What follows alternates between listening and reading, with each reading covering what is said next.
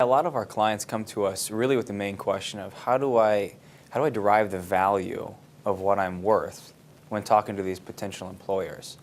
And obviously there's many ways that you can come up with that. Some of them are objective, some of them are subjective.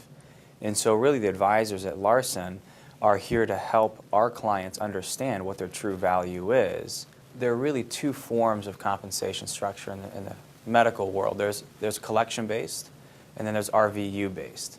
And so again, our job is to make sure that from an RVU standpoint, you really understand what CPT coding is, how much RVUs are worth, what areas, where do you have room to negotiate what the conversion factor is for an RVU per your specialty, per the location, how does Stark law play into all of this?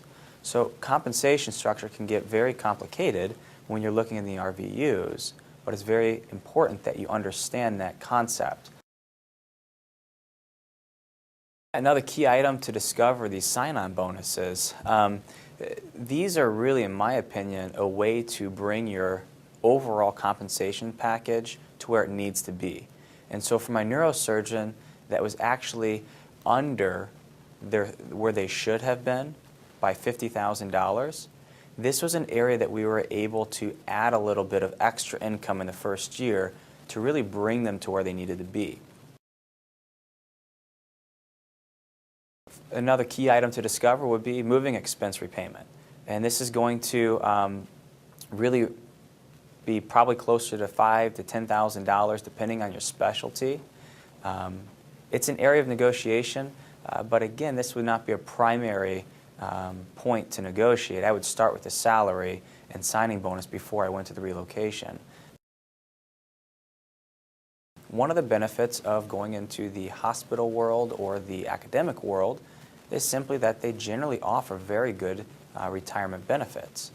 And we'll want to factor those in because ultimately that's more cash that needs to be played into the income structure.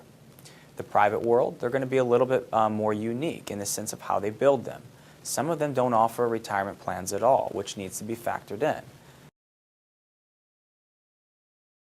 Looking at these contracts, physicians, as you know, are very subspecialized in what they do, and so protecting that future income is very important. Now, we can do that with disability coverage, sometimes individually and sometimes through the group. There are a number of groups that offer incredible disability packages that'll pay them if they can't do their specialty, even if they practice somewhere else. And so there are very few employers that offer that type of coverage, but they do exist. As Larson's advisors, we're supposed to find whether or not you need to add more supplemental coverage on an individual basis or if the employer plan is enough. The two different types of malpractice coverage are going to be occurrence-based and there's going to be claims made. Most hospital and academic institutions are going to be built on an occurrence-based model. What this means is that there's no need for tail coverage. Now on the private world, most of them are going to be claims made, meaning there needs to be some tail coverage if you ever left.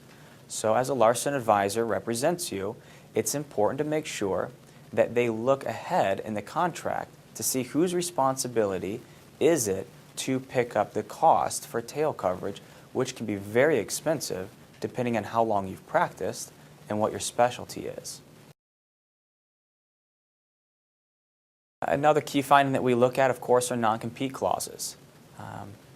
Over 50% of practices that are started right out of training are actually not a long-term relationship.